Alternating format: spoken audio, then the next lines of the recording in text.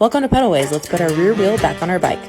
So pay attention to the chain shape here and how it goes around the top and bottom of that rear gear set. And our derailleur or shifting piece can be pushed down and away from our gear set gently with our hand. So grab your wheel and point your gears away from your body. The gears need to be on the same side as the big gears of your bike. This is called the drivetrain. So we're going to guide our wheel gently in and get that skewer and cassette in the middle of our chain. So we have chain on the top and chain on the bottom, but the derailleur is on top. One thing we want to make sure of is if we have rim brakes that we're guiding our wheel between them and not getting caught on them.